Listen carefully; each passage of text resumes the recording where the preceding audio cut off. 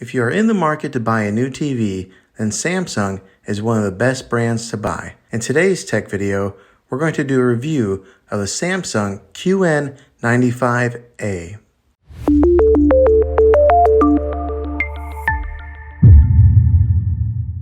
Well, hey guys, Juan here. Thanks for stopping by my channel and checking out this video. This is a 65-inch TV that I just got and I've had for a little bit of time now, and I wanted to give my review on it after owning it and using it and putting it to quite a few hours of use with my kids and my family of watching TV, and to give my feedback and see if this is maybe a TV that you're interested in purchasing, and hopefully you can base that off of some of my opinions on being an honest, normal, average consumer of buying a television.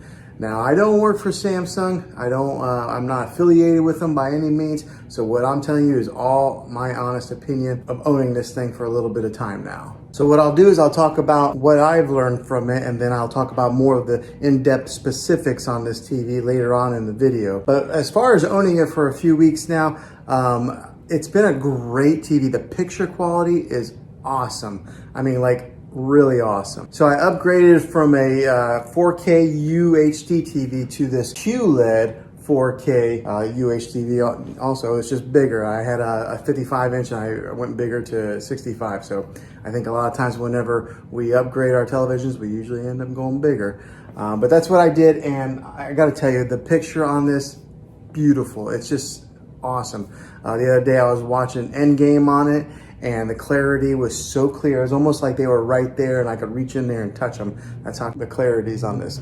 So like right now, I've got a background image on here. This is kind of like their screensavers that they have. Samsung has built in a ton of different kinds of screensavers that you can put on there. So instead of just having like a black picture, whenever you're not watching TV, you can have something that's pretty to look at just like this, and it stays on there for quite a long time. Now, one of the main reasons that I went with the QLED when I was shopping around for televisions, because I had it boiled down to two TVs. I was either going to get the Samsung QLED or I was going to get the LG OLED display, because I think that's what TVs are going to be going to in the future. So I wanted to make sure that I buy a TV that's going to last a while and it's going to be kind of future proof, because how often do you buy TVs for your main living room? Is, you know, every so many years. So I wanted to make sure that I got one that's going to last a while, and it's going to be something that's going to be, you know, a good TV for years to come. But the reason that I went with this one, the QLED, was because when it comes to OLED and QLED, if you are in a room that has a lot of natural light, like for this room, for example, I've got a lot of windows over here. There's a couple windows over here. There's a glare that'll be on the TV. The Samsung QLED is better when it comes to glares on a TV than they are with OLED. So that was one of the big reasons that I went with this TV. Also, I am a fan of Samsung.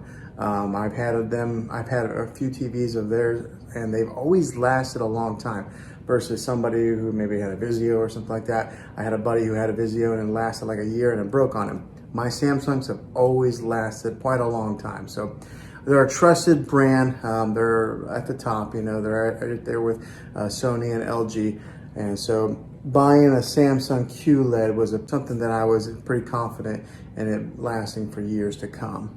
Now, let me talk about some of the specifics of actually using this thing for a little while. This has what's called Bixby built into it, okay? And anybody who has a Samsung device, they're pretty familiar with what Bixby is. But if you're not, Bixby is kind of like Samsung's Siri, like Apple's Siri, or it's kind of like their Amazon Alexa, okay? It has Bixby built in it. So you can talk to this TV and turn it on with the Bixby command. You just say, hey, Bixby. But let me tell you, it's not that good yet, okay? Samsung has some work to do with that. I would have to say that Amazon's Alexa is the leader in the industry when it comes to artificial intelligence and talking with voice commands. Siri works pretty good on my phone. Maybe not as good as Alexa, but these guys are last in line. I don't know, for some reason it doesn't understand my voice very well. I sometimes got to yell it. It does have that capability to have that voice command in your TV. So talk about living in the future. We're like in the Jetsons age, or Back to the Future too, if you're a fan of those movies like I am. Now, the other thing that I experienced that was kind of a con is that there was a time that I turned off the TV completely, and I was in the kitchen area and I was kind of cleaning, and then all of a sudden the TV just came back on. How creepy is that? But I'm sure it was because of that Bixby built in there that it turned it on. So it's almost like having poltergeist TV inside your house. So that was kind of weird. It's only done that twice to me. In the middle of the night, the TV came on one time. So in a good length of time that we've owned this TV, that's happened. So that's the con on it. But the pros outweigh the cons on this TV. It is such a great TV. The clarity, the picture on it is just amazing. So let's take a look at it a little bit. So the remote on this thing looks like this. Okay, so it's a pretty narrow remote.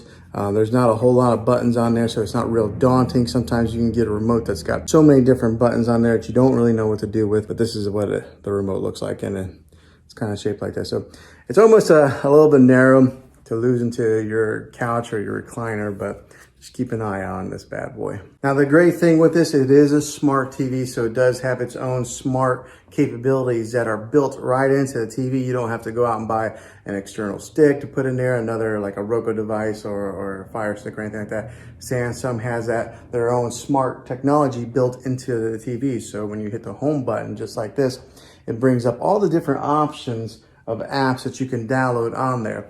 And with this being one of the newest TVs out in the market, one of the best TVs out in the market, it's got every app that you can pretty much think of. So it's got even Apple TV, which sometimes it's not available on all TVs, but this has Apple TV. It's got your Disney Plus, your Hulu, your Netflix, which are built in.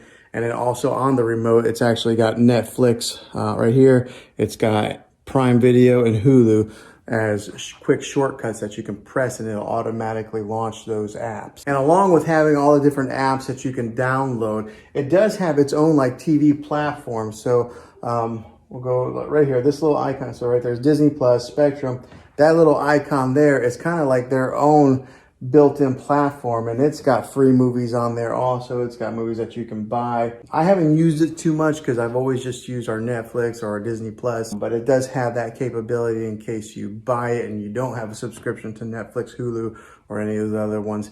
You can watch free movies on their built-in platform. And like I mentioned previously in the video, it's got its ambient mode, so it's got all these different options to select different screensavers on there. So we'll go to the ambient mode screen on this right now. Okay, so it's loading, and then on here on the bottom, it's got different kinds of features. It's got like My Album, so maybe if you wanted to upload your own pictures to the Samsung platform, you could have your own pictures displayed on here. It's got like artwork. It's got like different kinds of contemporary type of artwork. So it's got so many different features on there.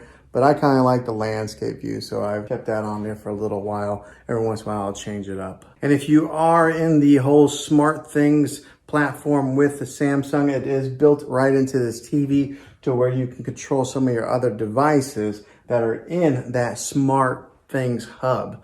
So that's kind of a neat little feature that you're able to access it right here on your remote through there. So another way is you could always just dive into your phone and download the Smart Things app and do it that way also. So it gives you so many different ways of being able to access your content, and they do it very easily. All right, so for example, right here, this is Endgame. I wish you guys could really see the clarity of this screen here. It's kind of hard to tell from recording on it like this, but it's got excellent quality, and the sound is pretty good for just being the built-in speakers on a TV. I know a lot of people will get sound bars to put at the bottom of their TV or mount them. It has pretty good sound for just being the standalone speakers that are built in. Another great feature with this TV is the bezel that goes all the way around the TV right here. It's really thin, so most of what you see is just screen. There's not a whole lot of plastic that you see along the edges. Now this is a 65-inch TV. That's what it's advertised at, but I want to put a tape measure on it so that way you guys can see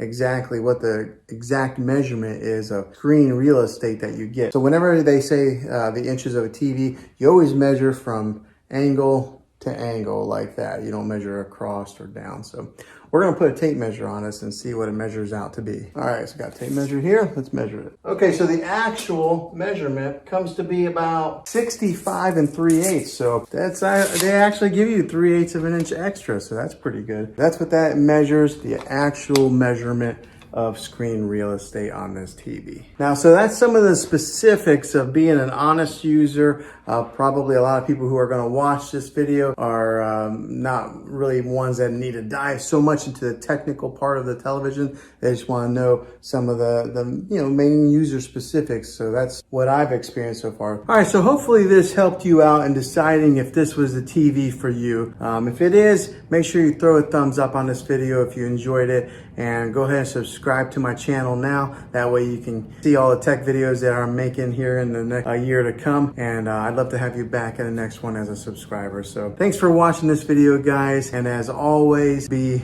creative.